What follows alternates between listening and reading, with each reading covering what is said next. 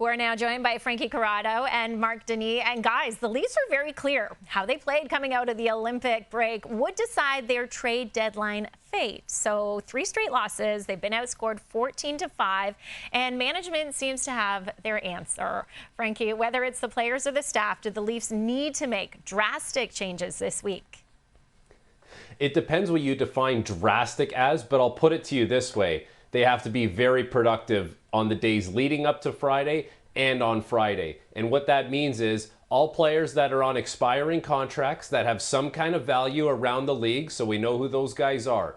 Bobby McMann, Scott Laughton, those are your headliners. They have to be out the door, and picks, other kinds of assets, have to come back in the door. The main objective for the Toronto Maple Leafs this week and on Friday is to make sure that they're in a better position to capitalize next season, because this year is a lost season. So start planning what you're going to do now to make yourself a better team next year so you can turn this thing around. And when the season kicks off next year, you feel like you're in a better place to make the playoffs and not have the lethargy that you had from Mitch Marner not being around this season.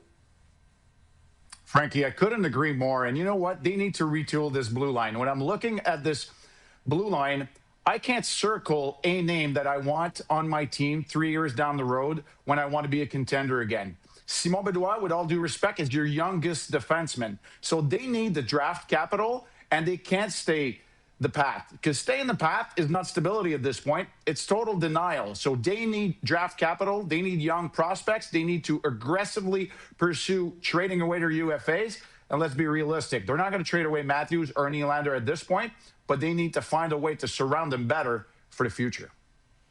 Okay, so Frankie, we want you to put yourself in Brad Treliving's shoes. You get to do just one thing this week. What is it?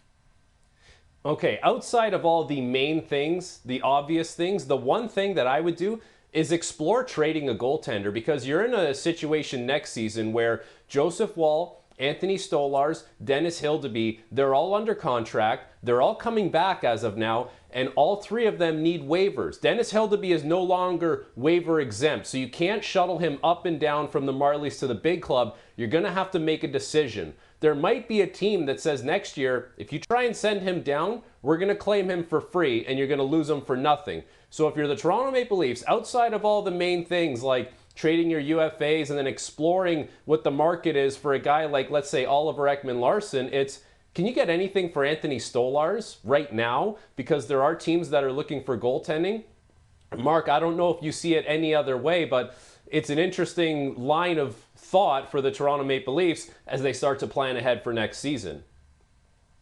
I may have a more realistic approach, and I would settle on trading away my players on expiring contracts. The fact of the matter is you're not going to be the main player in a goalie market. But am I monitoring what's happening on the goalie front? Absolutely, because there are many teams right now looking to stabilize the goaltending situation.